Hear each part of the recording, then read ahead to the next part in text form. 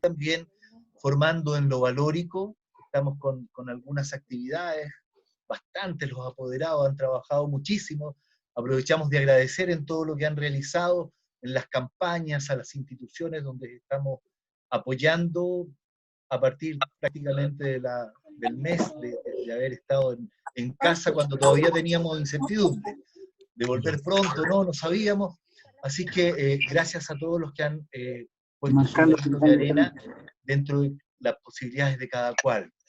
Por eso también queremos no quedarnos cojos con lo que siempre realizamos con el Departamento de Solidaridad, que es una fuerte formación en lo valórico para poder integrar de la mejor manera a nuestros estudiantes y a la comunidad en general el valor solidario.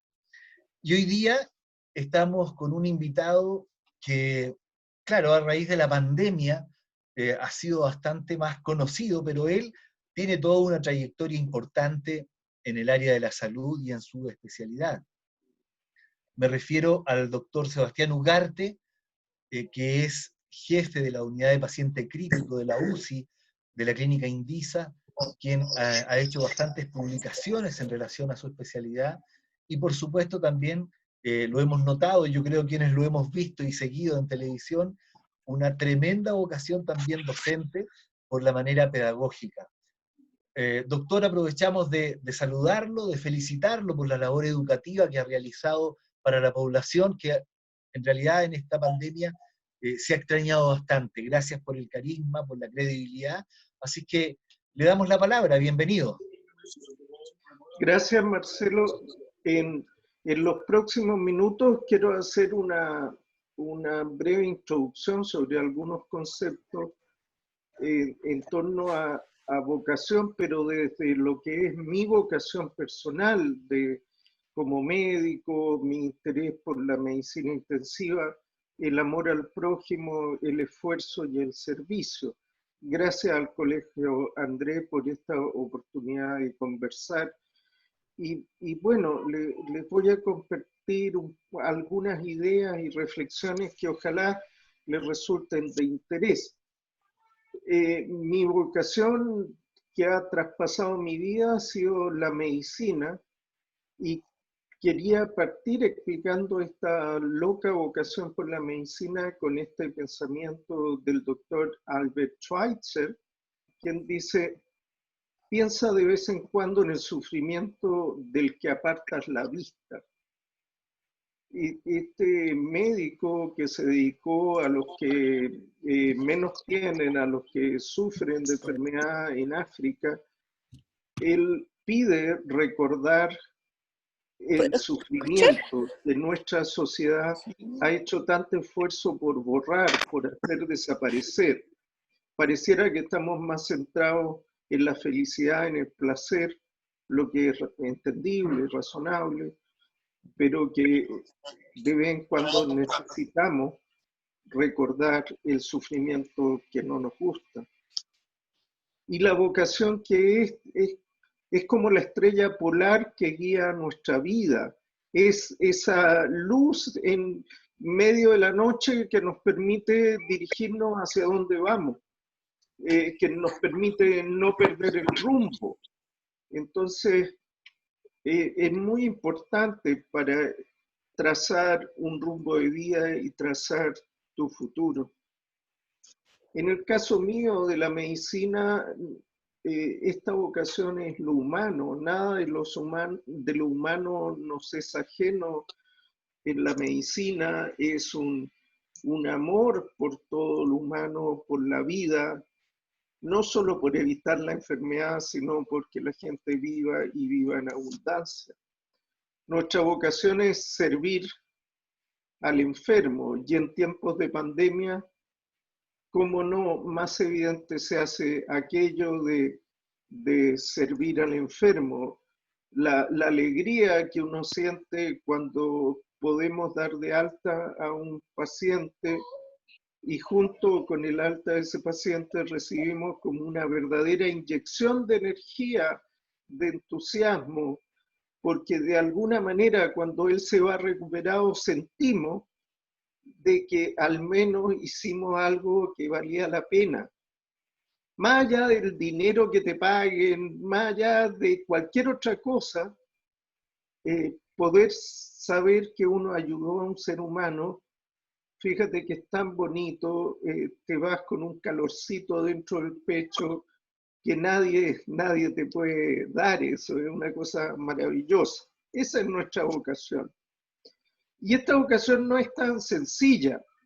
Mi hijo Cristian, cuando yo eh, recuerdo en su infancia, cuando era muy niño, un día me levantaba de madrugada para ir a turno, todavía no aclaraba el día, y me vestía para salir, y él había dormido con nosotros, conmigo y mi señora esa noche, y con su cabello despeinado, a medio dormir, me miraba y me hizo una pregunta un poco incómoda. Me dice, papá, ¿a ti te encanta trabajar? Él veía que me levantaba a medianoche para salir a trabajar, lo encontraba como que tenía que ser algo muy entretenido salir a trabajar que estaba haciendo eso. No supe qué responderle porque estaba todavía con un poco de sueño, vistiéndome, cansado, y me quedé mudo. Y al poco tiempo él me repite la pregunta, me dice, papá, ¿a ti te encanta trabajar?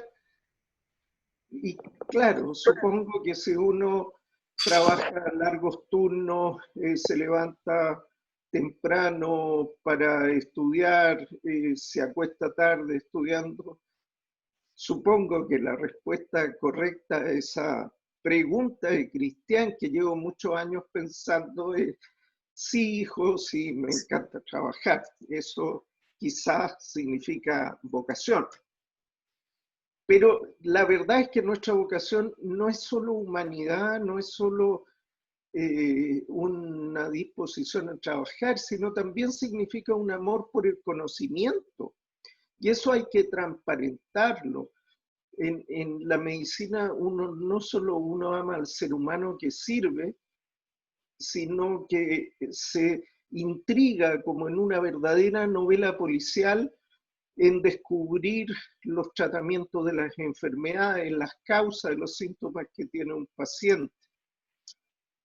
Y esto es legítimo amar el conocimiento, amar descubrir la verdad. Porque si no amamos el conocimiento, ¿cómo si no avanzaría la medicina? Las primeras pandemias requerían este tipo de vestimenta. Las personas que atendían la peste se vestían así. La epidemia de polio, ¿no es cierto? Se usaban este tipo de ventiladores a presión negativa alrededor del tórax y las personas encerradas dentro de estos aparatos. En la medicina de guerra no había mayor cosa que amputar una pierna cuando había una herida. De ese entonces ahora ha habido algún cambio, y ese cambio no solo ha sido hecho por el amor a la humanidad, sino también por el amor a la verdad y al conocimiento. Y eso quiero declararlo abiertamente, que amo la verdad y amo el conocimiento.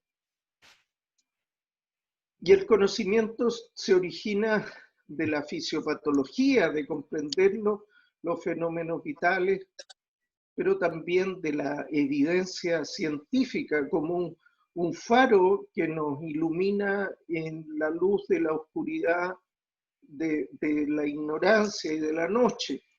La evidencia que buscamos, que vamos juntando piezas, pero en que debemos reconocer que cuando tratamos de hacer ciencia, tratamos de avanzar en el conocimiento, hay que reconocer lo que planteaba Amos Tversky y Daniel Kahneman hace algunos años.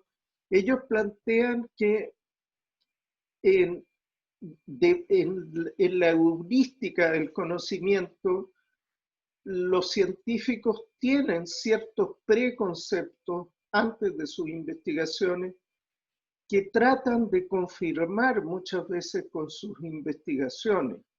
es mucho más probable matemáticamente que un científico apruebe como valedero aquellos experimentos que demuestran lo que él creía de antemano, a que acepte como verdadero los experimentos que demuestran lo contrario a lo que él creía. Entonces, en esta carrera del conocimiento se requiere estar consciente de nuestra propia posibilidad, incluso a nivel de grandes científicos, de cometer errores por preconcepto. Y la base de nuestro conocimiento está en el racionalismo, en tener una base racional de lo que conocemos, en el empirismo, en hacer experimentos, ver qué funciona, qué no funciona. Podemos tener la más maravillosa de las teorías, pero basta un solo experimento que demuestre lo contrario y lo descartamos. Y también el bayesianismo. ¿Y qué hablamos de esto? Es que en estas bases es como avanza nuestro conocimiento, y quien ama la medicina ama también el estudio y tiene que dedicar muchas horas a estudiar y aprender. ¿Y cómo guiarse? Existe una ciencia del consenso, existe un acuerdo que se junta en un grupo de científicos, una sociedad científica, y diga esto es lo correcto, esto es lo verdadero. Este pensamiento de Michael Crichton es bastante interesante porque dice, en ciencia el consenso es irrelevante. Lo que es relevante son los resultados reproducibles. Fíjense que los grandes científicos de la historia son grandes precisamente porque rompieron el consenso. No existe una cosa tal como la ciencia por consenso. Si es consenso, no es ciencia. Y si es ciencia, no es consenso. Punto. Entonces, hacer ciencia en medicina obliga a estar dispuesto a veces quebrantar los consensos. ¿Qué otra cosa interesante es el gran desarrollo de las bases de datos de información médica, los registros médicos electrónicos? Hoy en día no es pensable anotar con papel y lápiz la evolución de los pacientes, se hacen fichas electrónicas, y eso ha permitido que con algoritmos de búsqueda se pueden buscar qué síntomas se ven más frecuentemente en determinada enfermedad y pueden resultar resultados inesperados. Esto ya se está utilizando el análisis del Big Data también en medicina, y parte del conocimiento futuro no solo se va a originar de grandes estudios científicos, sino también de análisis de Big Data. Por ejemplo, el tercer consenso internacional de definición de la sepsis, sepsis 3, fue hecho utilizando no solo estudios científicos prospectivos, sino análisis de Big Data. Ojo para los jóvenes que me escuchan hoy, porque el futuro no va a ser solo la ciencia tradicional, sino el desarrollo de algoritmos de análisis de información contenida en redes informáticas de fichas clínicas. Estén abiertos porque el futuro se empieza a dibujar hacia allá. Y eso lo hemos empezado a trabajar, por ejemplo, en este grupo, Latin American Critical Care Trial Investigator Network, donde hemos trabajado con gente de los más diversos países, de Estados Unidos, Canadá, Australia, Nueva Zelanda, y toda América Latina, de países tan diversos, España, Cuba, Chile, Panamá, Colombia, trabajando en hacer investigación. Pasemos a un segundo punto. Les traté de dibujar lo que es mi vocación, y mi vocación era más compleja que simplemente el amor a la medicina, el amor al prójimo. Implicaba también cierta cuota de esfuerzo y cierta cuota de amor por el conocimiento y la verdad. El segundo elemento es el amor al prójimo. pero es posible armar al prójimo en una unidad de cuidado intensivo, donde están los pacientes conectados a máquinas, llenos de tubos y monitores. ¿Es posible amar al prójimo en una UCI? ¿Es posible ser humanitario en una UCI? Bueno, donde si no, donde mucha gente va a pasar sus momentos de enfermedad y donde, por ejemplo, la posibilidad de tener un contacto, aunque sea electrónico, con la familia puede ser vital.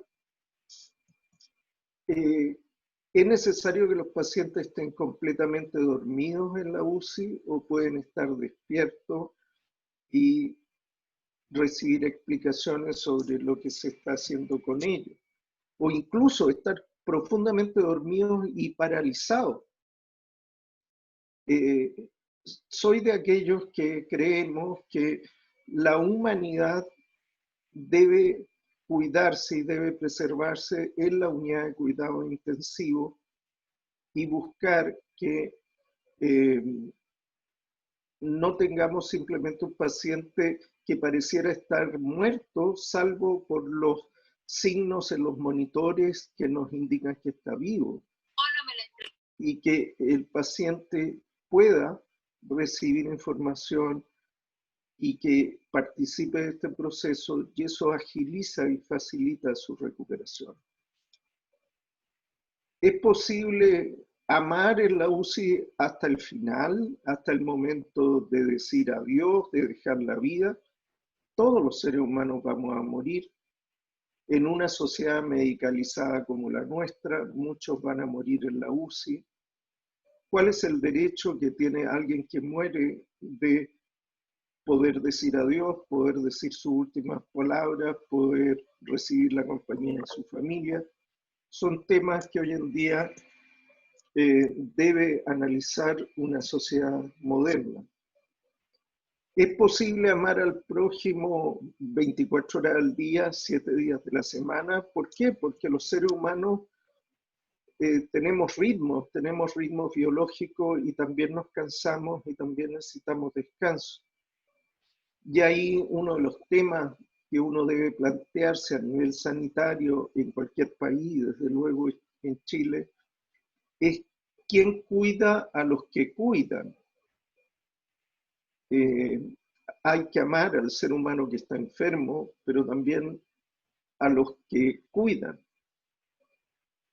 Y es importante en qué condiciones pueden ellos trabajar, en qué condiciones pueden ellos descansar, en qué condiciones pueden tener un momento de descanso en medio de su agotadora jornada. Eso también es parte de la humanidad en los cuidados intensivos desde mi modesto modo de entender. Y una de las campañas que se ha desarrollado en este sentido es escribir UCI con H de humano, hablando provocativamente de humanizar los cuidados intensivos. Provocativamente porque los cuidados intensivos deberían ser humanos.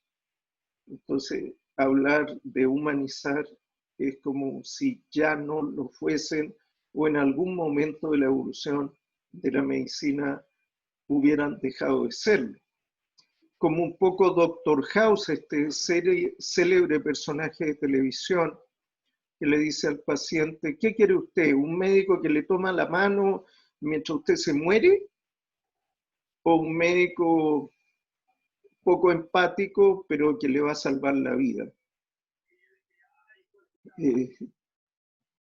Dilema abominable, porque habemos quienes creemos que es posible sostener la mano del enfermo y salvarle la vida, que no es necesario ser un médico pedante para tener conocimiento. Y la humanidad y la humildad enriquece la sabiduría, no la nubla.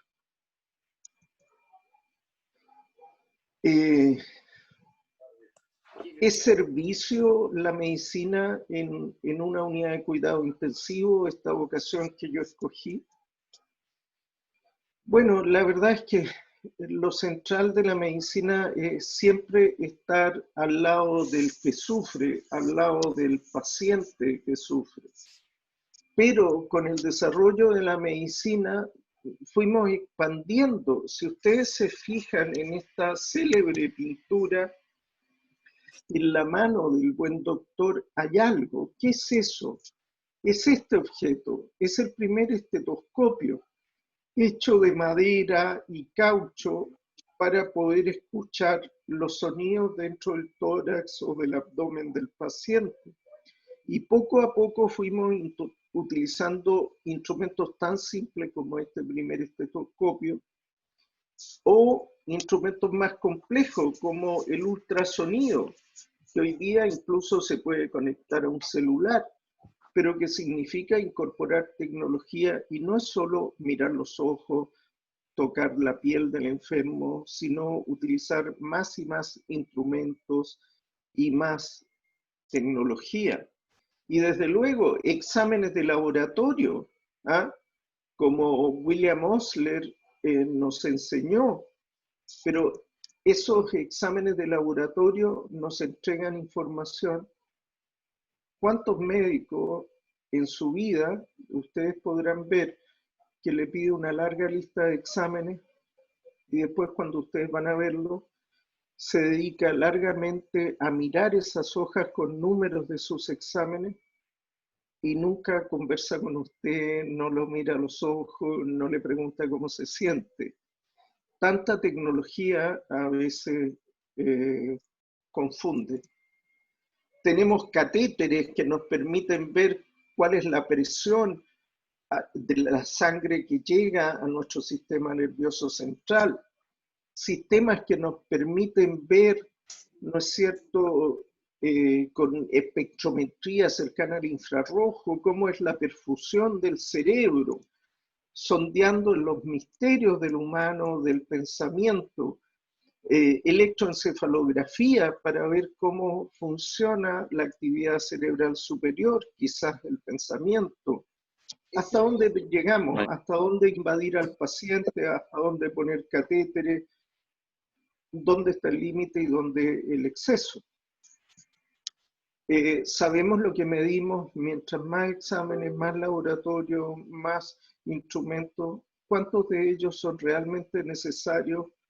Es como el relojero loco, que tiene tantos relojes que al final no sabe cuál de ellos realmente dice la hora de verdad. Entonces, la profusión de tecnología debe ser complementada con un análisis juicioso, clínico. Pero quisiera recordarle que al final del día siempre volvemos a lo humano y que la base de nuestro quehacer es lo humano en medicina. No podría no serlo. Es como un mecánico automotriz que arregla autos, su base son los autos. Los médicos jamás podemos olvidar, por mucho que nos guste la tecnología, la ciencia, que somos servidores de lo humano. Y en estos de servidores del humano, plantearles esta paradoja que se da en nuestra vocación y en nuestro servicio entre idealismo o realismo. Y lo ejemplifico con estos dos personajes entrañables, encantadores, para quienes venimos de la herencia hispana, como es Don Quijote de la Mancha y Sancho Panza. Idealismo o realismo. Y eso se da en medicina. El descubridor de la penicilina, el primer antibiótico que vino a cambiar nuestro tratamiento de las infecciones, donó su conocimiento a la humanidad en un gesto altruista maravilloso, con la idea de que todas las personas pudieran fabricar penicilina si deseaban en todos los países sin pagar derecho de licencia. La generosa actitud de Fleming llevó a un enorme retraso en la fabricación de penicilina en el mundo, porque su gesto generoso llevó a que no hubiera fabricantes interesados en fabricar una penicilina que no tenía derecho a patente. Idealismo o realismo, como a veces con la mejor intención, con el mayor idealismo, el resultado que tenemos no es lo que quisiéramos. Otro ejemplo, este gran hombre, Favaloro, es argentino y él fue quien descubrió los puentes aortocoronarios, que es la cirugía de bypass. Lleva un nombre inglés, pero es una técnica desarrollada por un modesto médico argentino. El doctor Favaloro dice: los progresos de la medicina y la bioingeniería podrán considerarse verdaderos logros para la humanidad cuando todas las personas tengan acceso a sus beneficios y dejen de ser un privilegio para las minorías. ¿Qué duda cabe? Un idealista, un gran hombre, un gran científico, un ejemplo para la humanidad. El profesor Favaloro se suicidó y murió suicidado en la quiebra en su despacho de la Fundación Favaloro, sin apoyo de nadie, abandonado, idealismo o realismo. Ambos extremos se tocan en la medicina. Y vemos que personas como el doctor Kaplan en Chile, que realizó el primer trasplante de corazón, pudo hacer una gesta que tiene mucho idealismo, pero también de pragmatismo. Y el doctor Monkeberg, que desarrolló toda la campaña de nutrición infantil, CONIN, etc., también tuvo mucho idealismo, pero acompañado de una necesaria dosis de realismo. Entonces, quisiera decirle con esto, de una manera muy sencilla y muy simbólica, que en medicina se requiere de una buena cuota de idealismo, pero acompañado siempre de una cierta cuota de realismo también. Pareciera que Don Quijote no puede cabalgar por las llanuras de la Mancha si no va acompañado de su fiel escudero Sancho Panza, y Sancho Panza no puede cabalgar bien si no va acompañado de Don Quijote. Cuando van solos las cosas no terminan bien. Esfuerzo y servicio, ¿qué decir de esto? Y con esto ya terminamos. Y aquí cuando hablamos de esfuerzo y servicio, hablamos de acción, ¿ah? De hacer cosas, de una especialidad a la que yo escogí donde pensamiento y acción están unidos. Uno en cosa de fracciones de minutos tiene que tomar decisiones para evitar que un paciente muera entre las manos. Uno tiene tan solo segundos para asegurar la vía aérea de un paciente, o si no, el paciente puede asfixiarse y morir.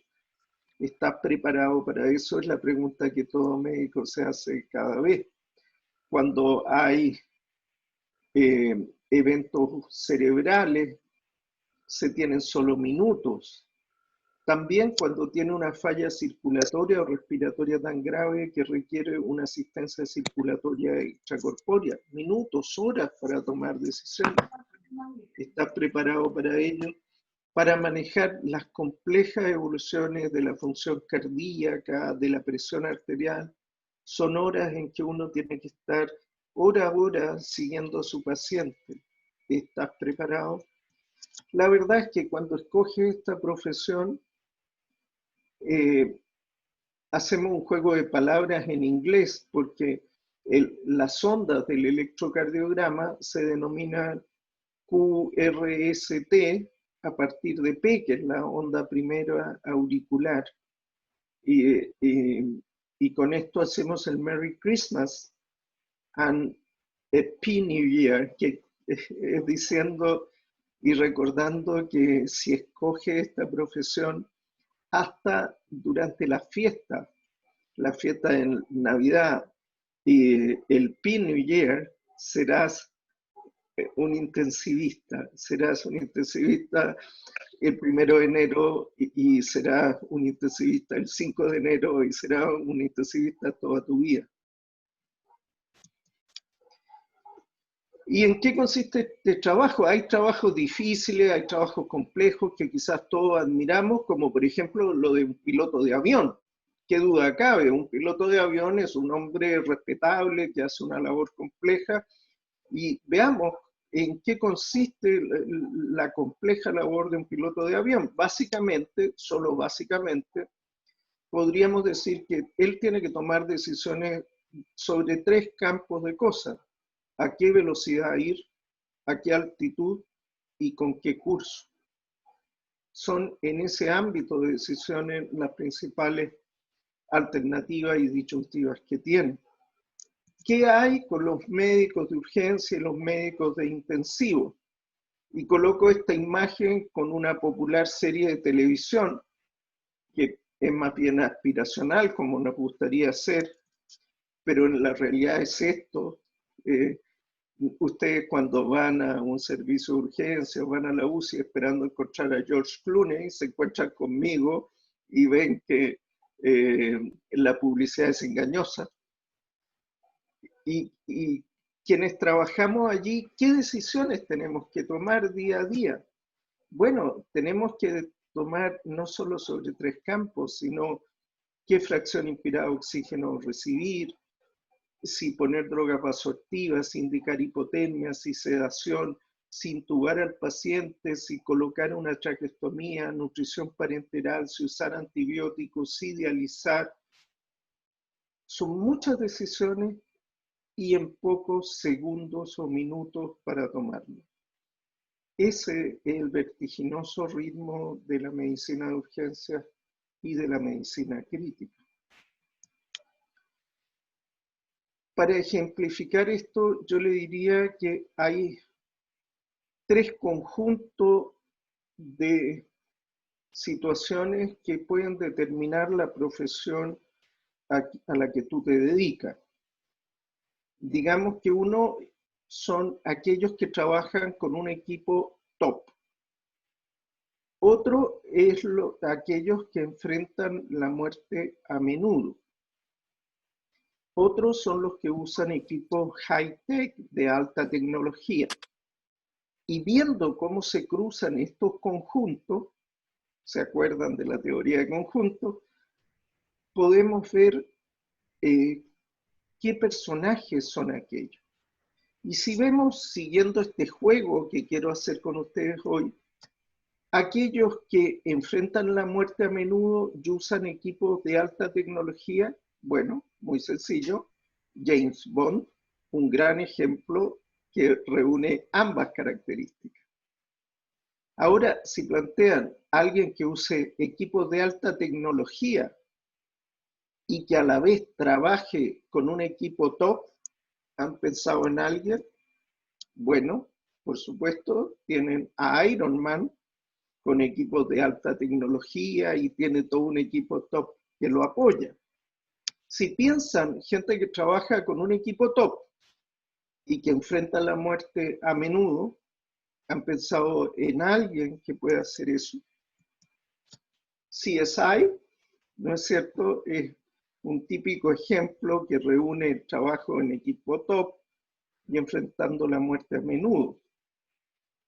Pero una profesión en la que trabajes con un equipo de hombres y mujeres top, que enfrentes la muerte a menudo y que uses equipos de altísima tecnología, también existe, y esos son los hombres y mujeres que atienden en urgencia y en cuidados intensivos.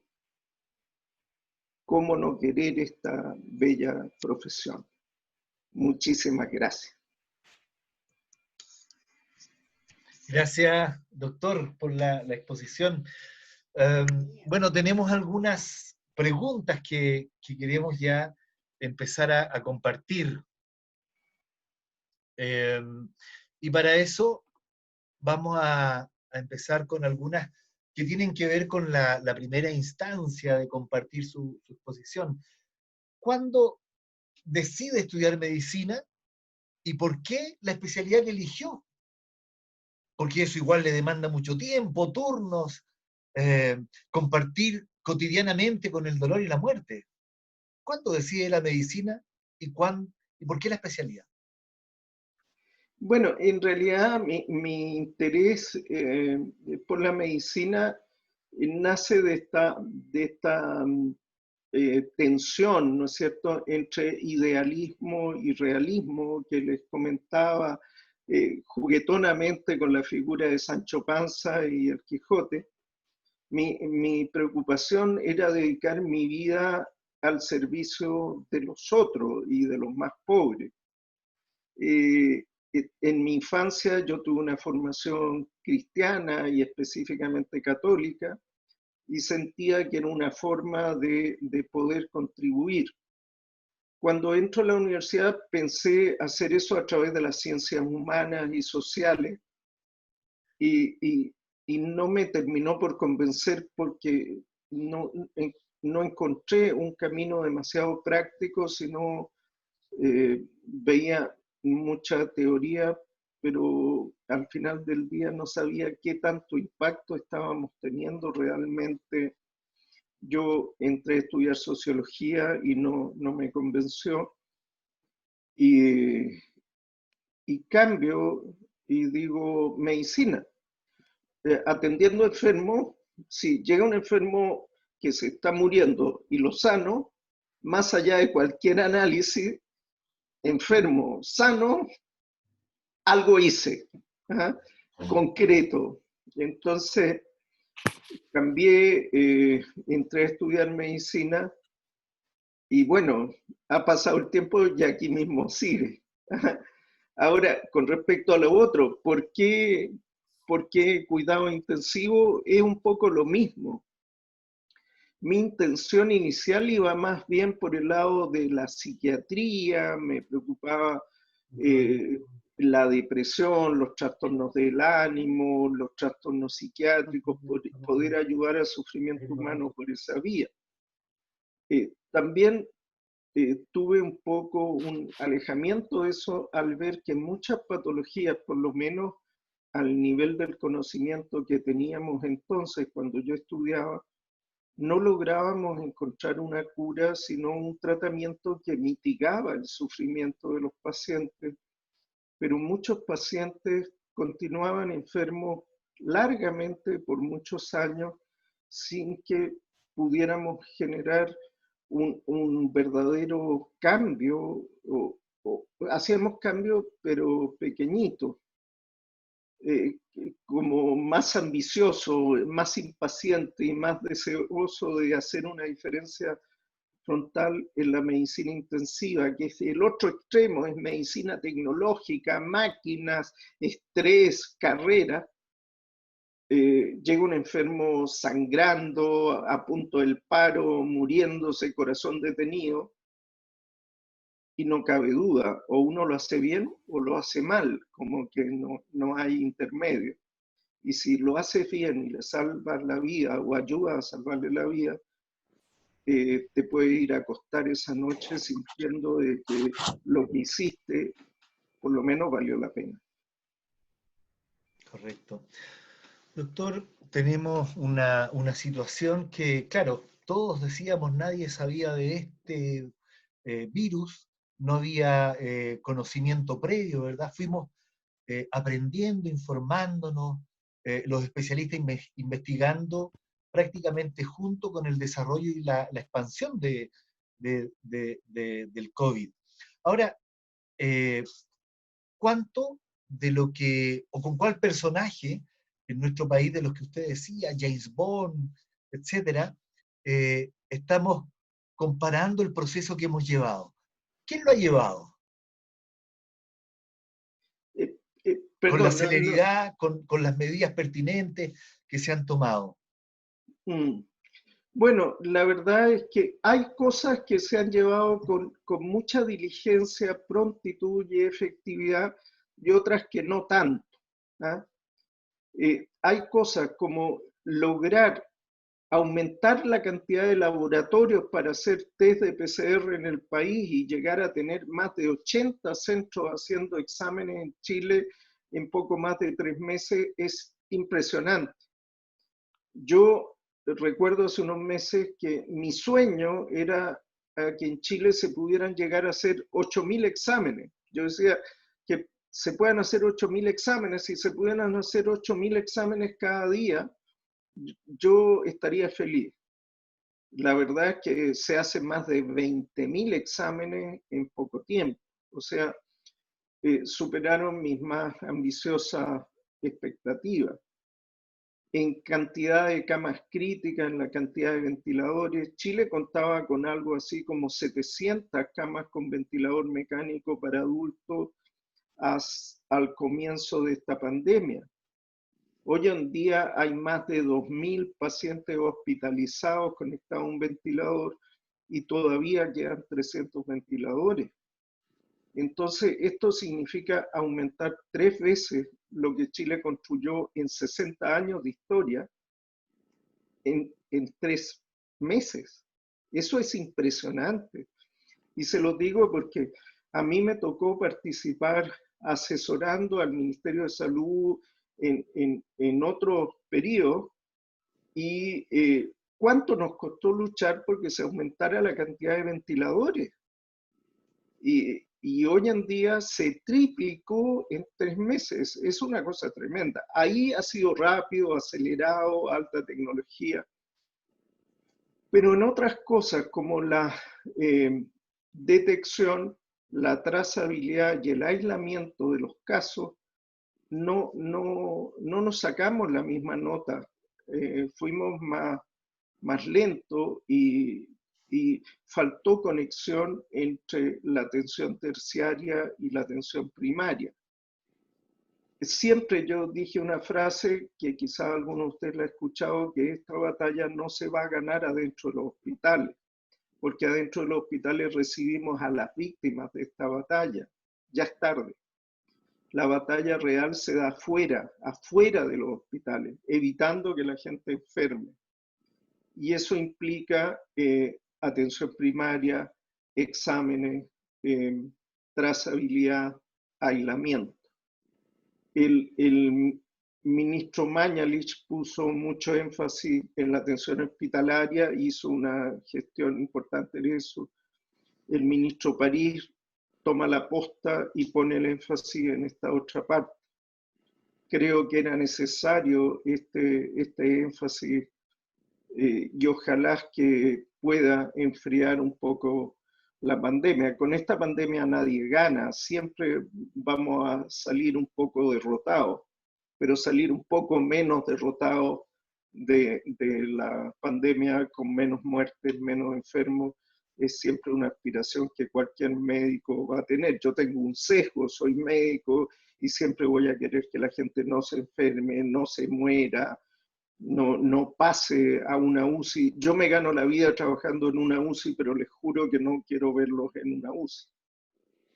Doctor, en relación a lo que cualquier ciudadano puede pensar, lo que el sentido común a veces nos dicta, si se hubiesen tomado las medidas en la primera semana de abril, una cuarentena estricta, sería otro el escenario. Hubo algo de porfía tal vez en las autoridades. ¿Sería distinto esto? Y lo que es peor, digamos, tenemos 5.753 fallecidos al día de hoy. Entonces, estaríamos hablando de otra cosa. ¿Qué pasó? ¿Por qué ahora vemos cómo han ido bajando poco a poco, ¿cierto?, la cantidad de fallecidos diarios, que al parecer es producto de la cuarentena un poco más estricta, entre comillas más estricta? ¿Por qué no se habrán tomado las decisiones antes, doctor? ¿Hubo realmente criterios ahí economicistas o fueron de verdad sanitarios? Las decisiones que toman las autoridades del país no las toman solo las autoridades sanitarias, sino las autoridades centrales del país. Y yo creo que en el análisis vieron que de continuar con medidas de cuarentena más globales y extensas, toda la economía del país iba a verse en un serio problema en cosa de meses. Frente a eso y a los buenos resultados que se veían hasta ahora, hasta ese momento me refiero, creo que primó un criterio en que ir abriendo gradualmente la actividad económica junto con gradualmente restringir. Creo que pecamos de optimismo. El mismo relativo éxito inicial nos hizo víctimas de ese mismo éxito. Para uno que es médico es fácil porque siempre uno va a tener una visión más pro salud que pro economía, tenemos un sesgo comprensible, y para nosotros resultaba obvio que era necesario tomar medidas drásticas en lo sanitario. Y pensábamos, quizás de una manera inexperta e ingenua, que el costo económico de tomar medidas drásticas de una vez iba a ser menor que múltiples medidas ineficaces tomadas por un largo periodo. Pero el momento de las evaluaciones no es ahora. Yo he tratado en todo este tiempo de ser una persona inequívocamente transmitiendo un mensaje de unidad del país detrás de la autoridad sanitaria, porque en medio de una debacle, lo peor que podemos hacer es ponernos a pelear entre nosotros. Ya habrá el momento, pasada la pandemia, de analizar lo bueno y lo malo que se ha hecho. Yo he hecho algunas críticas y las críticas las trato de hacer directamente a quien corresponde, pero creo que hay gente también que ha pecado de enfoque fatalista y ver siempre solo la parte mala de la gestión sin reconocer lo bueno. Chile no necesita ni gente demasiado cerrada ni gente demasiado fatalista. Se requiere cierto grado de ecuanimidad y ser capaces de construir acuerdos entre todos. En Chile no sobra nadie y los mejores expertos son siempre necesarios. Y la ciencia no tiene color político, lamentablemente. Doctor, en el caso de la información que hoy día se da por el ministro París, se habla de una leve mejoría, lo que a veces también hace recordar, rememorar un poco las primeras veces cuando se intentó como retornar, ¿cierto? Se hablaba del retorno seguro. Esta leve mejoría nos puede hacer pensar ya en estar viendo las posibilidades de regresar a la, entre comillas, normalidad. Y si fuese así, en el caso nuestro, los colegios, por ejemplo, ¿qué medidas se deberían considerar en el caso hipotético que tuviésemos que volver en septiembre, por ejemplo, no plantearlo en agosto, en septiembre? Eh, ¿Será posible volver en septiembre? ¿Y con qué medidas? Yo respetuosamente no conozco lo que va a ocurrir al mes de septiembre, pero respetuosamente diría que para mí es impensable volver en septiembre. Yo creo que hay que pensar por lo menos octubre y con mucho cuidado. Antes que eso no sería temerario. Y ya hemos pagado el precio de decisiones audaces. Yo creo que más conviene ser cautos y el primer semestre presencial está perdido y el segundo semestre debe ser postergado en la parte presencial. La dinámica que se ha ido adquiriendo de clases a distancia y de actividades lectivas por otros medios, hay que perfeccionarla y mantenerlo y prepararse para un escenario previsible de que por lo menos las actividades lectivas no hay ninguna posibilidad de discutirla sino hasta octubre. Los invito a ustedes a ver lo que está pasando en Europa, cuando en Europa ya están en verano, en pleno verano, la gente en las playas y todo eso, y estando en pleno verano, todavía se debate mucho hasta dónde permitir aperturas, hasta dónde no, ¿no es cierto? Recién se abrió la frontera entre Portugal y España, por ejemplo. Entonces, eh, lamentablemente, eh, los cálculos optimistas pueden chocar con una realidad que puede ser un poco más dura de lo que esperamos. Disculpen que sea tan franco, pero... Es la idea, sí, está bien. Doctor, y en relación a lo mismo, ¿alguna señal de optimismo en relación a los estudios de vacuna que se están haciendo? En la comunidad científica, ¿qué se habla? ¿Estará lista a fin de año, para el próximo? ¿A quién le podemos creer en relación a esto? ¿Hay algún estudio que sea certero en esto de cuándo? O sea, en señales de optimismo, desde luego, o sea, yo creo que efectivamente había un enfriamiento de los casos en la región metropolitana. Eso, eh, tratar de desconocerlo ya es ser muy, muy mala leche. La verdad es que Claro. se ha enfriado un poco la cosa, se está enfriando. Será poquito, será casi nada, se demorará, pero está un poco, no, no son los 6.000 casos diarios que teníamos hace un tiempo atrás, siendo muy, muy objetivo.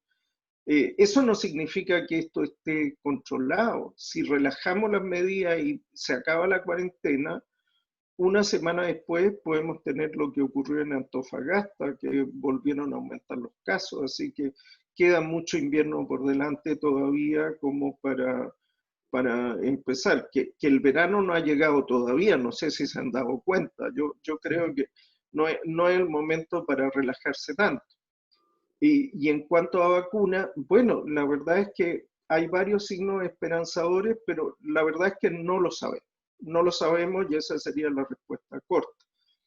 Doctor, La, en relación al... respu- la respuesta Sí, esperanzadora que les diría, hay algunos signos esperanzadores. Uno, el gigante asiático China ya está vacunando a todas sus fuerzas armadas. Hoy en día, ya todas las Fuerzas Armadas de China ya están siendo vacunadas hoy con una vacuna desarrollada por ellos, que es la que se está testeando en Canadá.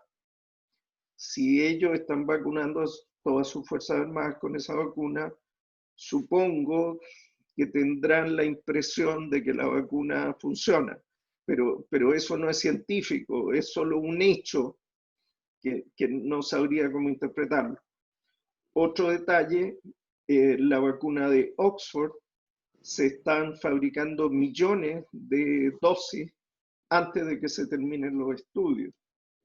Sospecho que eso también indica que los científicos detrás de la vacuna han ido mostrando en los análisis interinos de los resultados promisorios que hacen que una compañía farmacéutica esté dispuesta a desembolsar muchos eh, millardos de dólares en fabricar gran cantidad de vacunas antes de que esté terminado el estudio.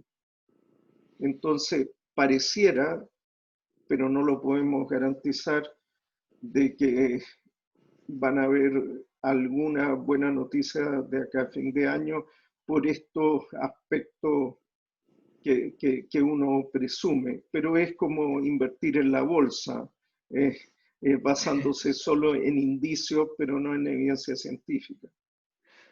doctor, ¿usted recuerda cuando éramos más pequeños que uno escuchaba de las películas que se daban en Estados Unidos, en Europa, y llegaban un año, 2 años después a Chile, ¿verdad? ¿No irá a pasar lo mismo con las vacunas o esto ha cambiado? Bueno, puede ocurrir, pero puede ocurrir con una ventaja para Chile, que es que el invierno en el hemisferio norte comienza 6 meses antes que en Chile. Entonces tenemos la ventaja que el hemisferio norte, el rico hemisferio norte, donde están la mayor parte de las principales economías del planeta van a necesitar la vacuna en este invierno. La necesitan ya. O sea, terminado este verano, van a necesitar tener la vacuna. Lo que es ventajoso para Chile, porque si ellos necesitan la vacuna ahora, nosotros es muy probable que la podamos tener para el próximo invierno.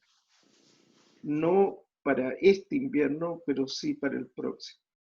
Segundo elemento que puede ser de utilidad, la gran cantidad de casos que hubo en Asia y que hubo en Europa ya no existe.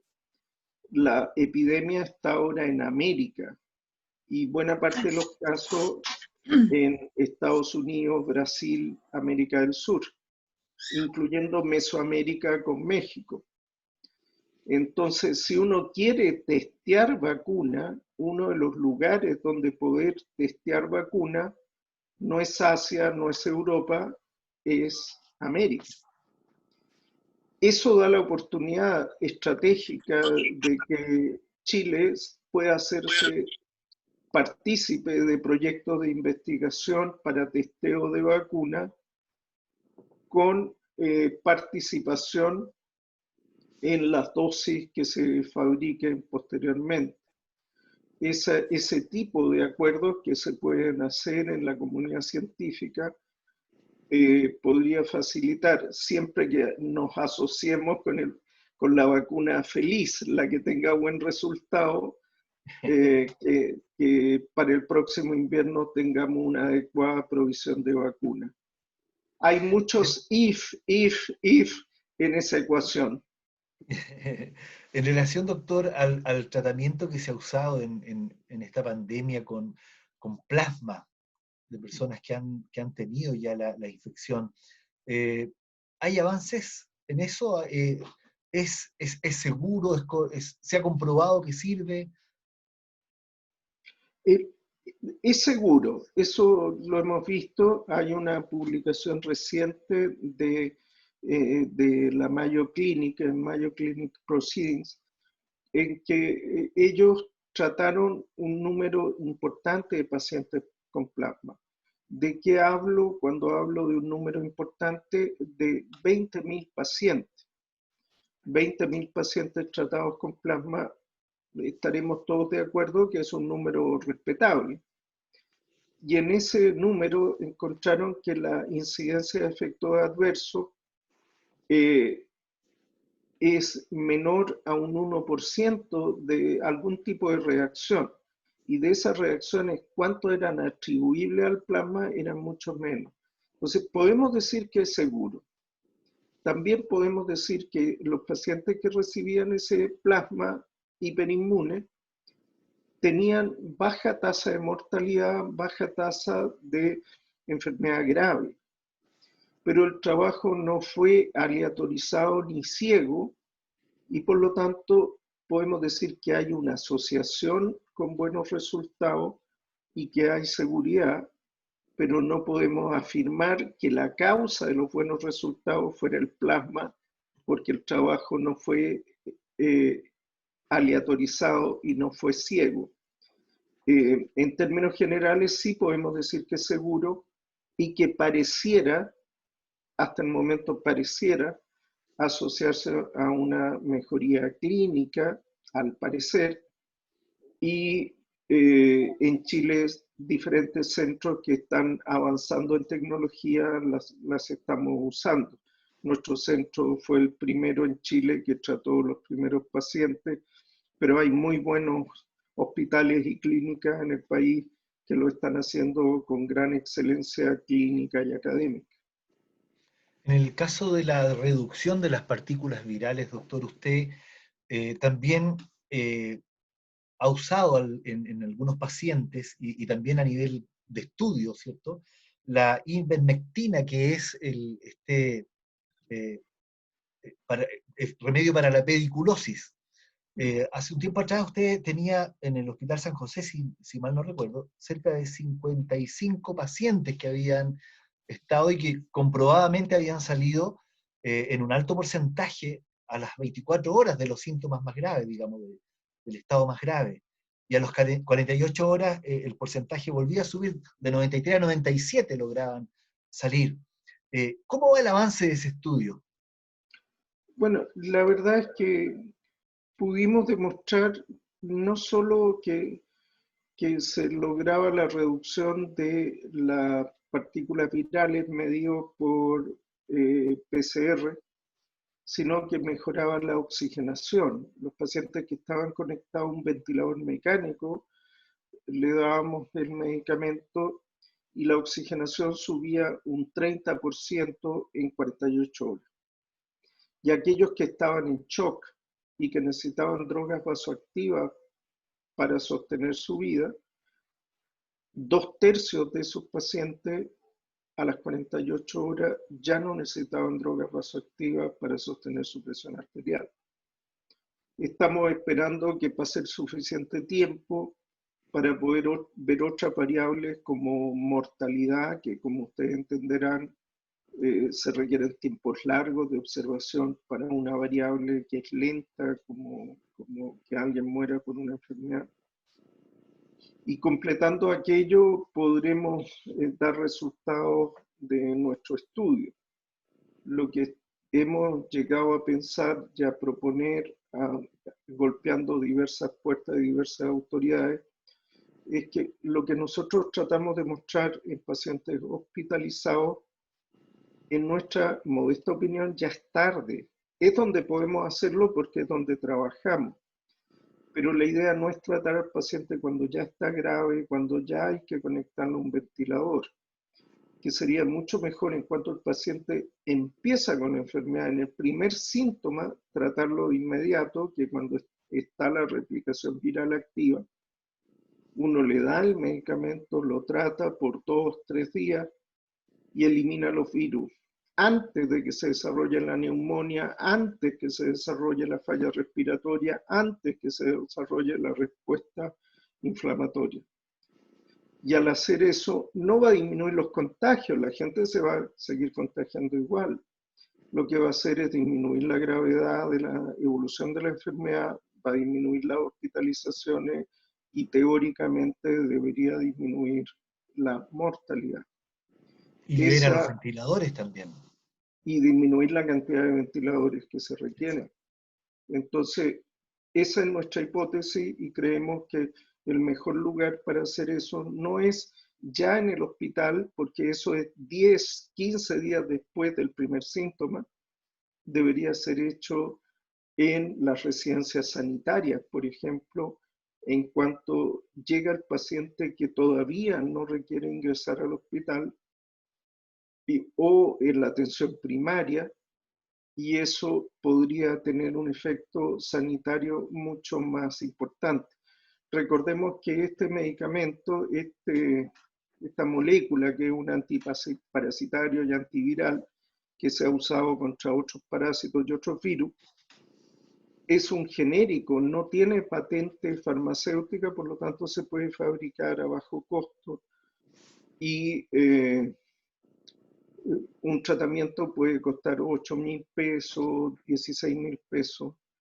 Y por ejemplo el Remdesivir, que es una buena molécula nueva, que no ha logrado disminuir las muertes, pero sí disminuir los días de hospitalización en aproximadamente 5 días, tiene un costo en los Estados Unidos de $2.300, $2.500 el tratamiento para un solo paciente. Entonces, utilizar un tratamiento que, si fuese efectivo, no tiene complicaciones prácticamente, un medicamento muy conocido y que no tiene reacciones adversas casi. Todos tienen, hasta el agua, si uno toma mucho le hace mal, pero tiene pocos efectos adversos y es muy barato, versus un medicamento que no cambia la mortalidad y es muy caro. Chile no sé si pudiera darle un tratamiento de $2.300 a miles de pacientes, probablemente serían solo unos pocos. Doctor, nos preguntan, ¿qué significa tener un PCR positivo, IgG positivo, IgM positivo, después de un mes de haber tenido los primeros síntomas. Eh, eh, Hay un caso, digamos, de la gente que pregunta que le ocurrió, se asemeja mucho, parece, a lo que le pasó al senador Osandón, creo.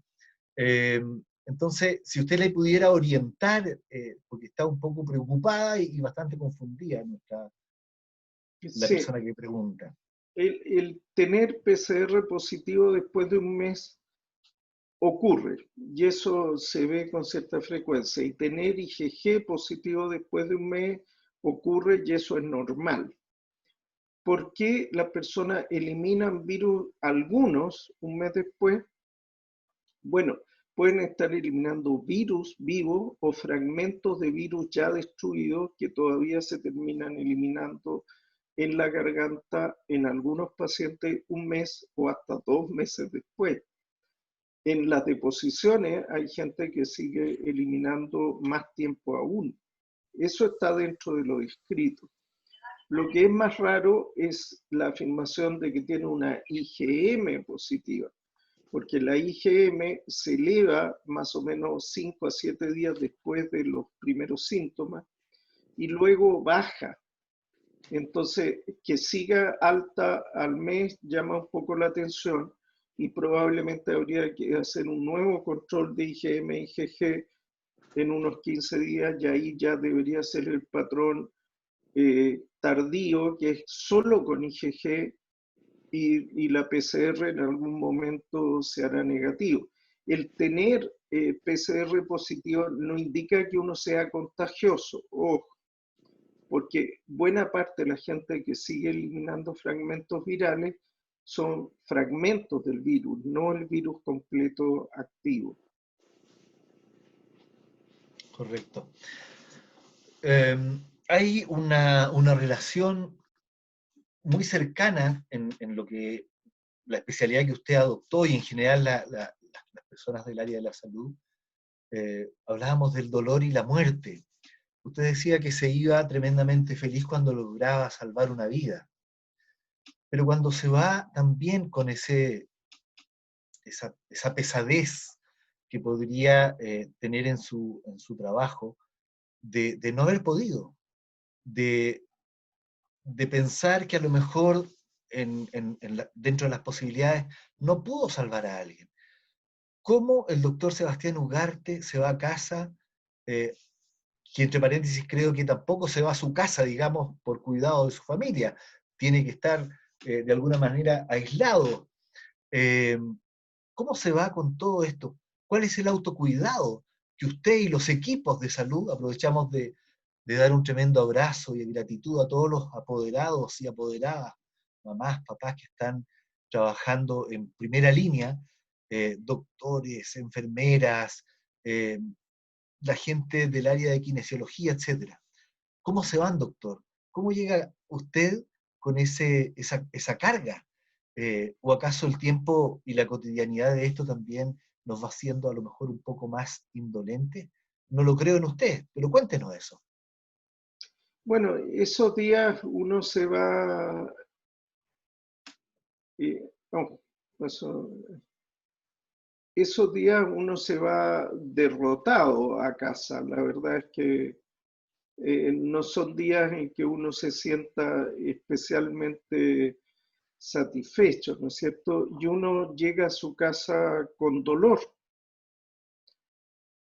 pero es preferible, ¿no es cierto?, tener la capacidad de seguir sintiendo dolor por cada enfermo que no logramos recuperar y que no salvamos, y seguir sintiendo pesar a haber perdido la sensibilidad por el otro que muere. Es un delicado equilibrio. Uno tiene que mantener la cabeza fría para poder tomar decisiones, pero tiene que seguir manteniendo un corazón sensible al sufrimiento del otro. Yo sigo creyendo que estoy orgulloso del dolor por el otro, ese dolor que me mantiene despierto. Correcto. Tenemos algunas otras preguntas. Hay una apoderada dentista, recomendaciones para ellas y para ellos, los dentistas, que, claro, hoy día uno de los exámenes se toma a través de la saliva, o sea, ahí hay una alta probabilidad y riesgo de contagio. Bueno, el trabajo del dentista es complejo para el odontólogo. ¿Por qué? Porque el tipo de pieza de mano que se utiliza tiene un sistema de taladro de altas revoluciones que genera aerosoles en la cavidad bucal que está poblada de virus. Entonces esto genera unas gotitas de un tamaño muy fino que flotan en el aire por un periodo largo. Entonces, si bien el, el dentista No, puede está bien, Fernando, está protegerse respondiendo una pregunta. utilizando una máscara adecuada, guantes y procesos de sanitización, el detalle viene por el uso probablemente de mecanismos de aspiración de aerosoles en torno a la cavidad bucal, no solo de aspiración de líquido, sino de aerosoles que se dispersan para minimizar la carga del ambiente de, de, de la oficina, de la clínica dental, y probablemente generar una pausa sanitaria entre un paciente y el siguiente para una sanitización del espacio antes de que ingrese el nuevo paciente. Esto implica cambios que son tremendamente preocupantes porque buena parte de los odontólogos ha tenido que parar y cerrar sus consultas y reiniciar sus actividades con protocolos estrictos, genera pausas de tiempo entre paciente y procesos de sanitización que disminuyen la eficiencia, la cantidad de horas que se pueden atender, etcétera. Y esto significa que llueve sobre mojado, porque ya fue suficientemente doloroso no atender durante un tiempo y después retomar la consulta con todas estas precauciones, disminución de la cantidad de pacientes, etcétera, viene a ser un segundo golpe. Correcto. Doctor, en relación a siguiendo con la gente del área de salud, ¿hay autocuidado institucionalizado? Porque esto no lo hemos vivido nunca antes en esta envergadura, ¿cierto? Hay algunas otras pandemias, pero al parecer, como lo está viviendo nuestro país y el mundo entero, la gente del área de salud no tenía a lo mejor la experiencia de vivir el dolor a diario en esto, de contagiarse, hasta qué punto también dan para poder, incluso a costa de su propia seguridad de salud, entregarse en su carrera, en su profesión. ¿Cómo ustedes institucionalmente se cuidan? ¿Hay algún apoyo psicológico? ¿Existe alguna mirada en eso desde el Ministerio de Salud para ustedes? Que Bueno, tienen para rato, parece. sí, yo creo que todavía nos queda bastante. La verdad es que hay que hacer todo lo posible por hacer más llevadero el proceso para el personal sanitario. En nuestra institución hemos puesto equipos de psicólogos a apoyar a los equipos de salud. Hemos tratado de adecuar los espacios para que la gente que está encerrada 24 horas de turno seguido, en turnos agotadores y extenuantes, tengan un entorno relativamente menos estresante. Y, en fin, se trata de hacer un poco lo posible. La buena noticia, lo que uno puede decir, que en el momento más duro de la pandemia son como un mes, 4 semanas en que uno soporta la parte más dura y pasado eso, poco a poco empiezan a reducir los casos, a disminuir. Y un día hay una cama vacía, 2 días después hay 2 camas vacías, 3 días después hay 4, y así como llegó esta gran ola de casos, así mismo se empieza a retraer, y si no nos descuidamos todos, esto va a ir disminuyendo. Una parte de nosotros va a haber enfermado y una parte de nosotros va a haber muerto para entonces, pero bueno, de algo hay que morir, hombre, que si alguien le dice cómo murió el doctor Juan Carlos Carvajal, yo le diría cómo vivió el doctor Carvajal. Murió como él vivió. Él vivió toda su vida así, atendiendo enfermos, y así mismo murió. Así que nosotros escogimos esta profesión, amamos esta profesión, y nos vamos a morir como vivimos. ¿Ah? No hay cosa más linda que si vamos a morir que sea haciendo lo que amamos. Alumnos de cuarto medio preguntan en relación a lo mismo. ¿Ah? Eh, Hay muchos que a lo mejor de año o de no hace mucho quieren abrazar la carrera de medicina. Con todo esto que ha ido ocurriendo, con esta pandemia, con el riesgo, algunos podrían estar incluso repensando estudiarlo, considerando otras profesiones a lo mejor más seguras. ¿Qué le podría decir a esos alumnos de cuarto que seguramente en primera instancia querían estudiar medicina y que hoy día lo están repensando? Bueno, si lo están repensando, les quiero decir que ustedes son muy inteligentes y que tienen buenas razones para hacerlo. Eh, eh, y y si igual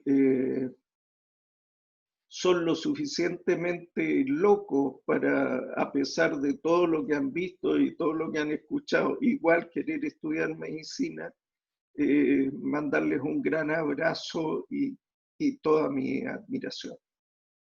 Bien. Doctor, una pregunta en relación a los tratamientos, todo lo que son fármacos.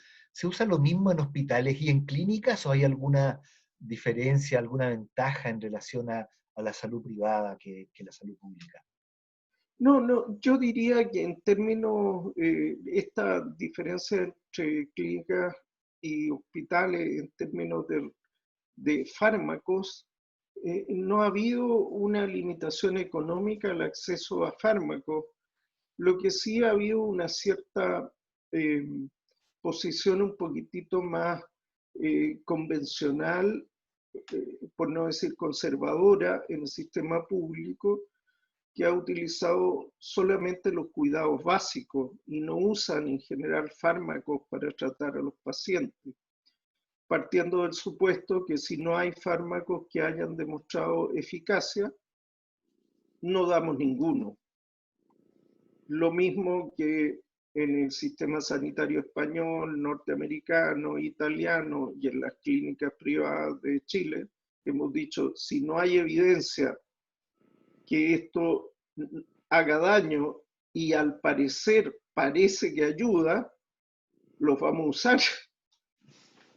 Entonces se ha procedido con 2 puntos de vista totalmente diferentes, en el sentido de que si no hace daño y hay evidencia preliminar de que sirve, no que sane completamente, pero reduce la gravedad, disminuye los días, etc., sería peor dejar de usarlo, no darle ningún tratamiento y en 2 meses más leer en los estudios que sí servía y nosotros no lo usamos y se nos murió mucha gente, versus usarlo y que en realidad no sirvió de nada y lo único que hicimos fue dar tratamientos fútiles, pero que no aumentan en una tasa de complicación.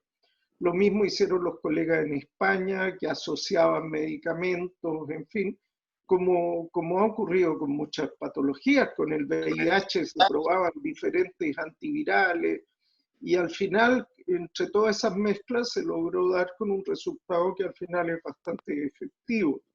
A falta de una bala mágica contra el virus, se usan asociaciones de medicamentos que parece que son más eficaces que usar uno solo. Eso en muchos centros se hace, se hizo en Europa, pero en los hospitales públicos chilenos no se hace y han preferido simplemente dar tratamiento de soporte y punto.